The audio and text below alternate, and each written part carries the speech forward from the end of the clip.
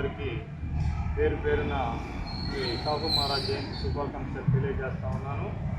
మరి సాహు మహారాజు ఈ భారతదేశంలో మొట్టమొదటిసారిగా రిజర్వేషన్ల పితామహుడు. కొల్హాపూర్ సంస్థానానికి అధిపతిగా ఉన్నప్పటికీ ఆయన పేద బడుగు బలహీన గ్రామీణ ప్రాంత ప్రజల కోసం విద్య లేని రోజుల్లో విద్య ఎంత అవసరం, ఈ సమాజానికి విద్య అవసరమని విద్య చదువుకోవాలంటే వీళ్ళందరూ కూలీ నాలిగి పోతూ ఉన్నారు.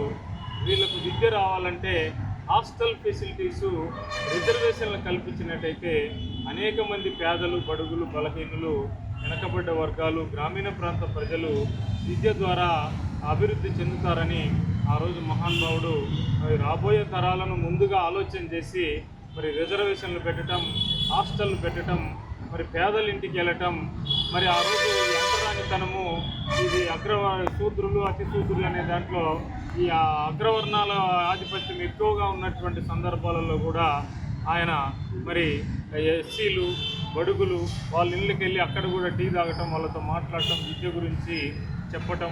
విద్య కాదు, వ్యవసాయం ఆయన అనేక సంస్థానాలలో నీటిపారుదలను బాగా అభివృద్ధి చేసి డ్యాములు కట్టించాడు. కోఆపరేటివ్ సొసైటీని కూడా మొట్టమొదటిసారిగా సాహు మహారాజు గారే ఈ కోఆపరేటివ్ సంస్థను మొదటి పెట్టి దాంట్లో అనేక మందికి సబ్సిడీలు వాటర్కి కానీ వ్యవసాయానికి కానీ విత్తనాలు కానీ ఎరువులు కానీ ఇవన్నీ కోఆపరేటివ్ సొసైటీల ద్వారా ఆ రోజు సాహు మహారాజ్ ఛత్రపతి సాహు మహారాజ్ గారు ప్రజలకు అందించి డ్యాములు కట్టించి వ్యవసాయము, విద్య, వైద్యము, ఈ సమాజంలో చైతన్యము, విద్య ద్వారా చైతన్యం వస్తుందని చెప్పి ఈ సమాజానికి ఒక దిశను తెలియజేసినటువంటి వ్యక్తి సాహు మహారాజ్ అని ఈ సందర్భంగా నేను తెలియజేస్తూ ఆ సాహు మహారాజ్ గురించి మన పెద్దలు గౌరవనీయులు ACTO assistant tax officer Anand గారు ఈ మధ్యకాలంలో బాగా అనేక మందికి ఈ గ్రూప్ 2లో చరిత్ర, జియోగ్రఫీ, అనేక సబ్జెక్టులు, ఎకనామిక్స్, దేశం యొక్క ఆర్థిక వ్యవస్థ ఎట్లా ఉండాలి, ఈ చరిత్ర ఏంది, ఈ రాజకీయం ఏంది, అనేక అంశాల గురించి విద్యార్థులకు తెలియజేసి వందల మంది వేల మంది ఆయనకి ఇవాళ స్టూడెంట్స్ ఉన్నారు. వాళ్ళందరూ గ్రూప్ 2లో కూడా చాలామంది జాబ్స్ కొట్టుకున్నారు.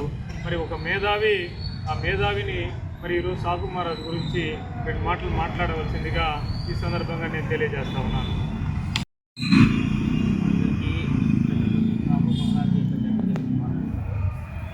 ఛత్రపతి సాహు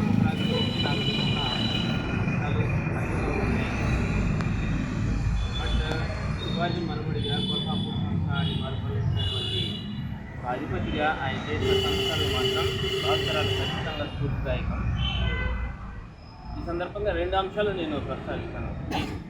ఇలాంటివి చేయటం వల్ల ఖచ్చితంగా భావితరాలకు స్ఫూర్తి దొరుకుతుంది. ఎందుకు ఇలాంటివి చేసుకోవాలి అంటే భావితరాలకు స్ఫూర్తి ఉంటుంది.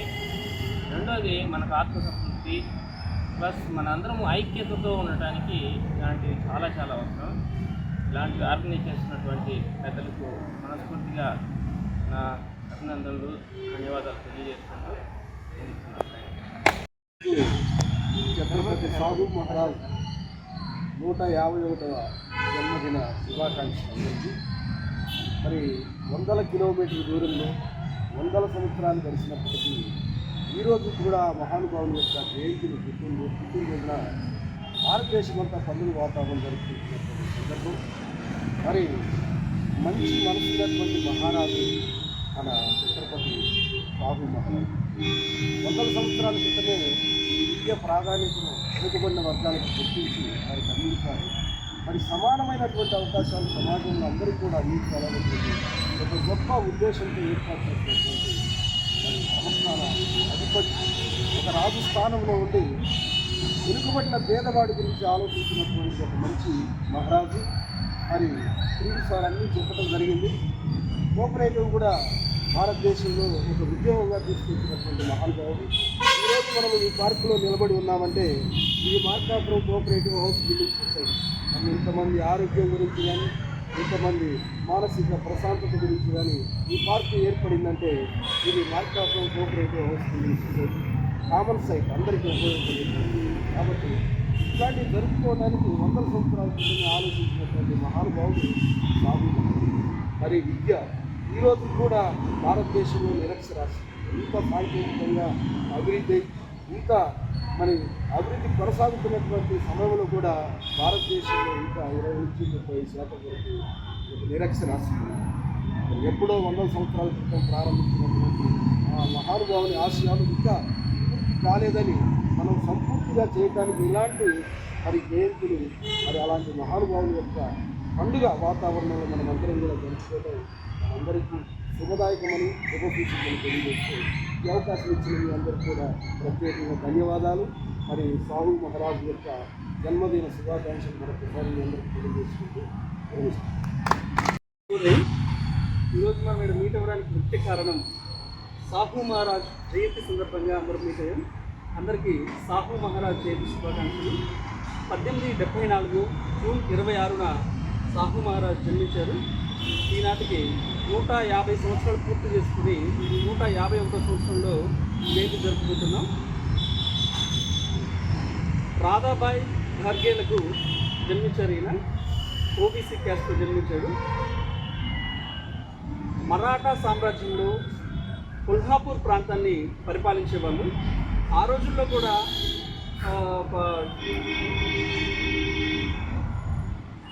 సామాజికంగా వెనుకబడిన వాళ్ళు పరిపాలించమని కొన్ని సామంత రాజులు కామెంట్ చేసినప్పటికీ అవన్నీ పట్టించుకోకుండా వాళ్ళ అభ్యున్నతి కోసం రిజర్వేషన్ల పితామహుడు అని శ్రీసార్ చెప్పాడు. రిజర్వేషన్ల కోసం చాలా పాటుపడ్డాడు.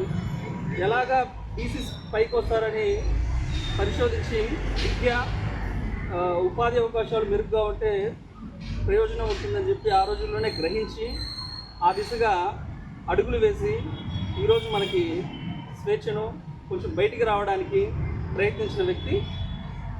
ఇలాంటి సాహు మహారాజ్ జయంతిని ముందు తరాలకు కూడా తెలియాలని, ఇలానే మనం ఇతని చరిత్ర గురించి ముందు తరాలకు తీసుకువెళ్ళాలని మనస్ఫూర్తిగా కోరుకుంటున్నాను. ముఖ్యంగా ఈరోజు మన యొక్క భారతదేశం శుభాం శుక్ల అనేటువంటి ఒక యూపీ అభ్యర్థిని అంతరిక్ష పరిశోధన కేంద్రంలోకి 14 రోజుల పాటు పంపించడం జరిగింది. ఆయన హ్యూమన్ సైకాలజీ, తర్వాత సీడ్స్ జర్మినేషను, ఏవియేషను, తర్వాత ఇన్ని రకరకాల యొక్క పరిశోధనలు అంతరిక్షంలో చేసి మన యొక్క భారతదేశ ఖ్యాతిని ప్రపంచ ఖండాల్లో అన్ని ఖండాలలో కూడా విశ్వవ్యాప్తం చేయడానికి సంసిద్ధమైనటువంటి మన యొక్క భారతదేశంలో ఇలాంటి మహానుభావుడు ఆయన యొక్క చిన్న వయసులోనే ఇలాంటి ఎన్నో అభివృద్ధి కార్యక్రమాలు చేపట్టి సమాజానికి మార్గదర్శిగా ఉన్నటువంటి ఈ సాహు మహారాజు యొక్క గొప్పతనము మనందరం కూడా అభినందించాల్సిన అవసరం ఉంది. ముఖ్యంగా ఈ కమిటీకి మన శుభాం శుక్ల లాంటి వ్యక్తులు, మన రాజేష్ను ఒక అధ్యక్షుడిగా మనం ఎన్నుకున్నాము. తర్వాత రెండోది మన శ్రీనివాస్ రేడియో కేంద్రంలో పనిచేస్తుంది ఈ అబ్బాయి. తర్వాత ఇంకొక దేవుడి శంకర్ అబ్బాయి రాలేదు.